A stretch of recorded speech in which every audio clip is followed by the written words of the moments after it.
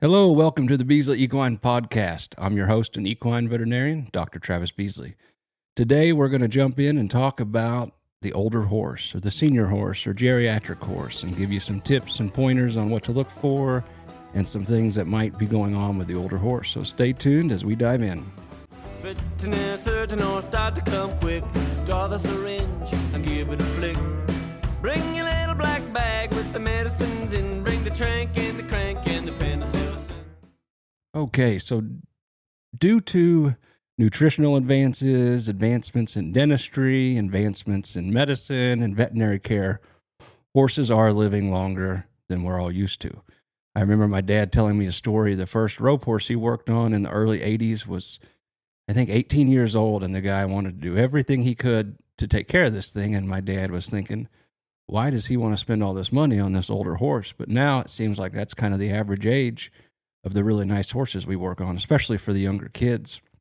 So these horses are living longer and more productive lives too. We got some that are still showing in their early mid-20s. So genetics play a role in longevity, but also we have an impact too as veterinarians and horse owners. And by providing that proper nutrition and veterinary care, your horse is going to have a longer, happier life. So the aging process takes its toll on horses, similar to people. Their digestive tract isn't as good as it used to be. We all have the grandmas and grandpas that get kind of old and frail and don't want to eat and have trouble gaining weight, and they're a little bit similar. And their bones and joints may not be as resilient as they were when they were younger and can't take some of that wear and tear. And they may feel the aches and pains of arthritis just like people do. And they get a little stiff in the morning. And the other big thing we have to worry about is their immune system. They're less reliable, and it makes them more susceptible to illness and makes it harder for them to recover from any disease or injury. And parasites, we worry a lot about the younger ones, and then if they live long enough, we worry about the older ones too. Again, some of that's their immune system, but the parasites can take a toll on the older horses, and they're more prone to respiratory diseases like pneumonia, eye, and of course dental problems as they run out of the tooth that's erupting.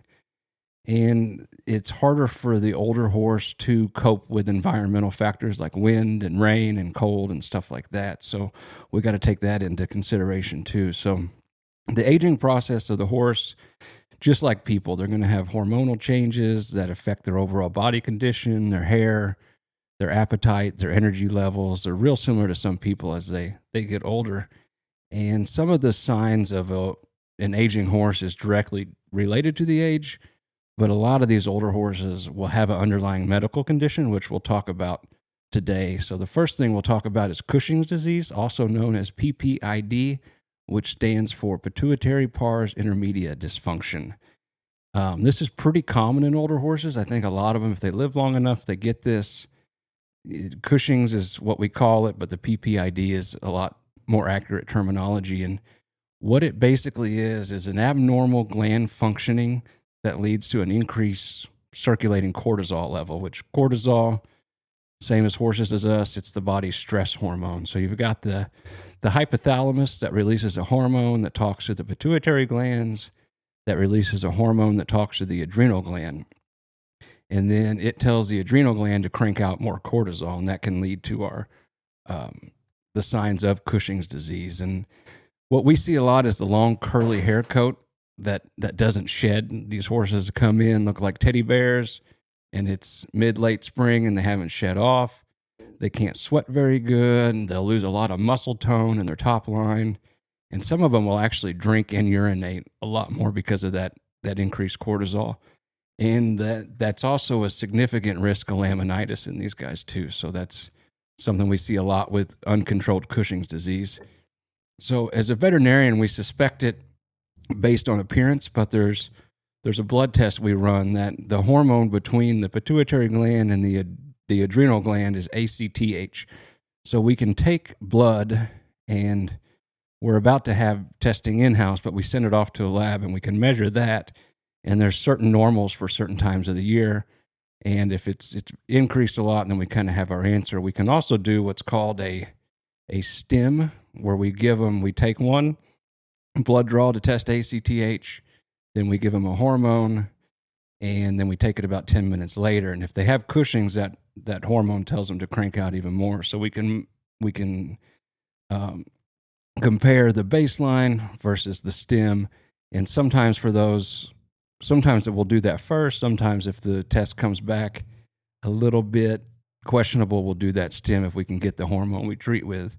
The good news is there is a treatment. It's pergolide mesylate, goes by the brand name Persend. It doesn't necessarily fix the disease, but it controls the symptoms, and most horses do really, really good on it. So it's springtime, at least in the States. So if you've got an older horse coming up for his annual exam, that may be something to talk to your veterinarian about. And even if they're not displaying symptoms right now, you could get a baseline ACTH. And then if we do have to get symptoms down the road, you've got something to compare it to. The other thing we see in a lot of older horses is equine metabolic syndrome, or EMS as we abbreviate it. And this leads to an abnormality of insulin regulation. And we can see this with or without Cushing's disease. Sometimes we have both. So sometimes when we send off blood for the Cushing's test, we'll also measure things like insulin and leptin to see how much is from the metabolic syndrome or how much could be from the Cushing's disease. So the insulin is the main thing. So a lot of them will measure just a baseline insulin. We have a reader in-house that can do it within 15 minutes. And then we can control that insulin with different things. But if they're real fat, they got the crusty necks or the fat deposits over the tail head, weight loss is pretty important in these guys too. But the big, easy keeper, overweight horse with a crusty neck and the fat things above their tail head, that's pretty classic for metabolic syndrome. And that increased level of cortisol or insulin can cause lots of problems, which laminitis is probably the biggest thing that we see as a complication from Cushing's disease and also metabolic syndrome. And what laminitis is people call it founder, but there's lamina in the horse's hoof between the coffin bone and the hoof capsule. And laminitis is inflammation-itis of the laminitis. And if it gets bad enough, that's when that bone can start to rotate in there and they get footsore and your classic founder or laminitis signs. So controlling the metabolic syndrome, the insulin, and also controlling the Cushing's disease can help these older guys defend off this laminitis. And then we talked about the digestive tract and dentition earlier of these older horses. So they have special nutritional needs. Everything about these older guys is important, but proper nutrition is really, really vital because they're at risk of laminitis already. Even if they don't have the metabolic or Cushing's disease, proper nutrition is going to be really good to help everything, including their feet and their blood flow and everything like that. So the digestive system is super long in a horse, and it becomes less efficient as they get older. And the hormonal and metabolic changes also interfere with the ability to absorb and digest the essential nutrients of the feed, especially stuff like protein and phosphorus and fiber. So many of these older horses will benefit from complete rations with built-in roughage, like the senior feeds. We love Purina Equine Senior here. We see a lot of good results with it. We are not associated with them in any way, but we do have really good luck with it. My senior horses, that's what I feed them. And they're formulated to compensate for those changes in that digestive physiology.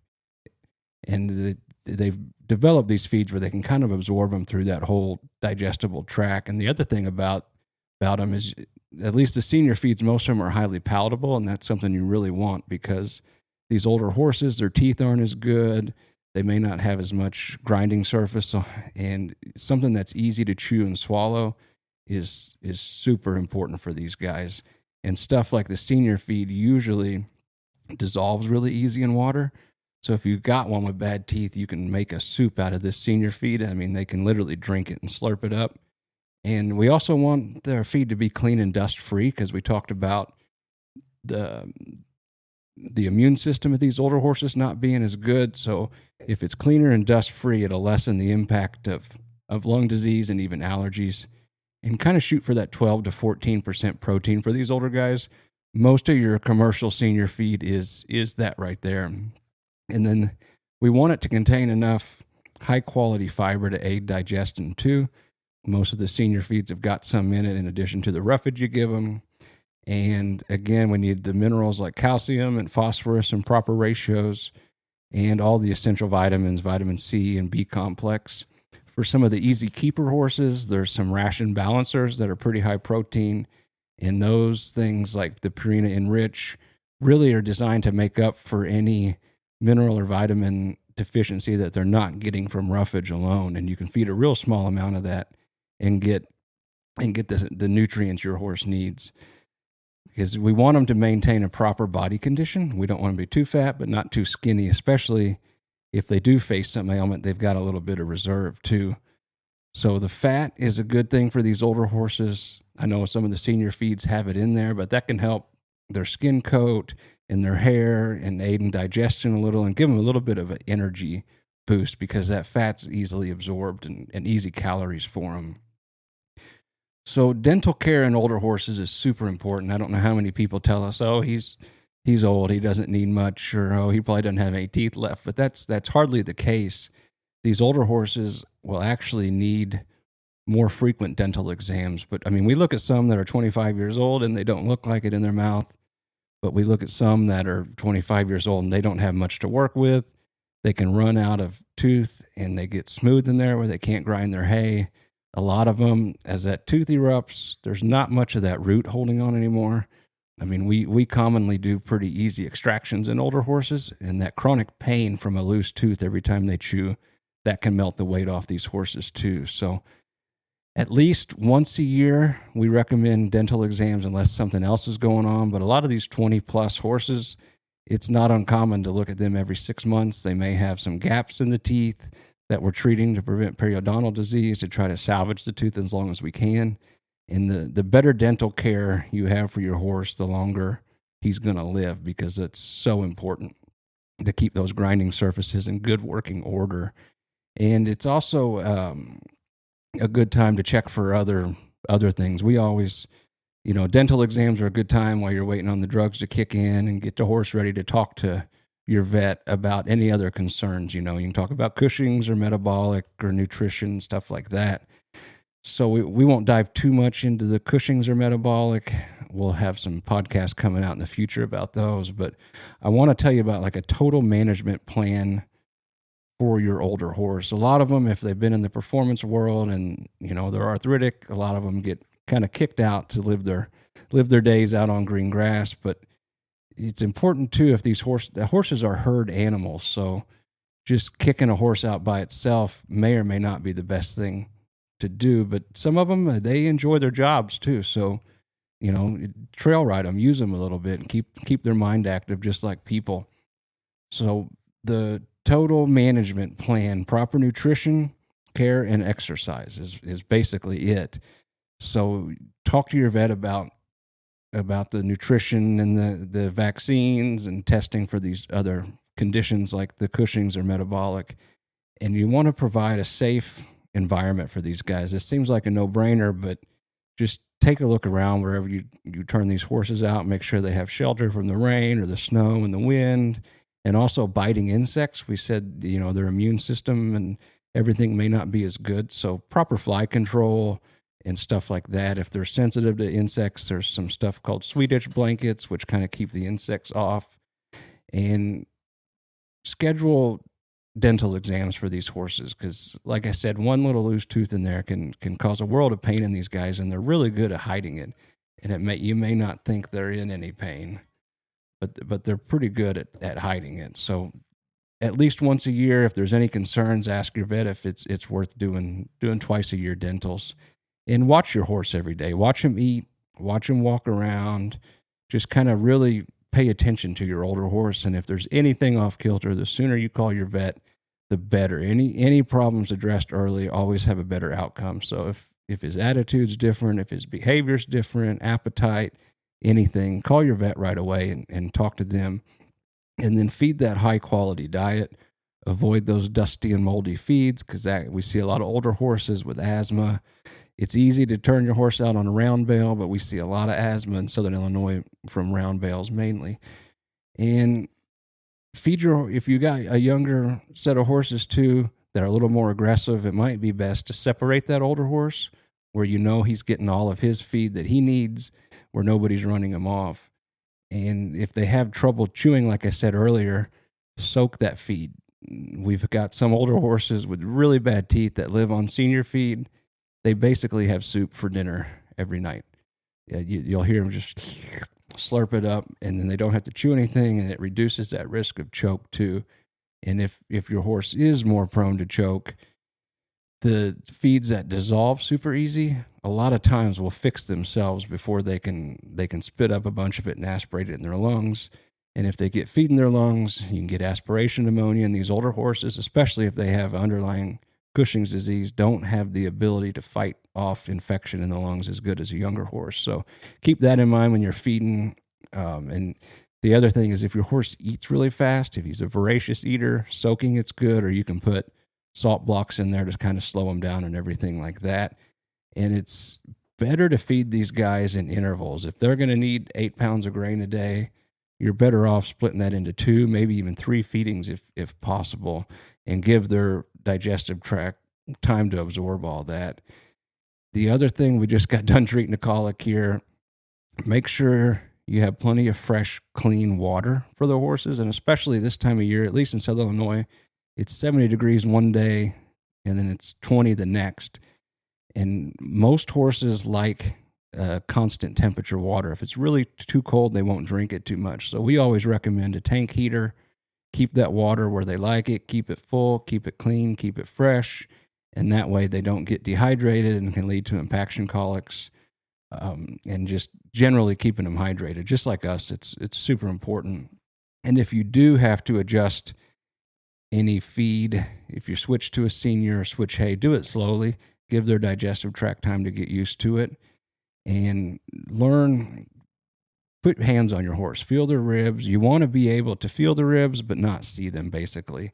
And you don't want to have to put 100 pounds of pressure on them to feel them either if they're overweight. So keep the body condition score in line and get a weight tape. You can kind of maintain that way, because if you see them every day, it's kind of hard to tell whether they're losing or not. So put your hands on them, feel them, get used to what's feeling good. And when you do your annual exam, talk to your vet about it. Is this normal? What do I look for if they're getting too thin or too fat?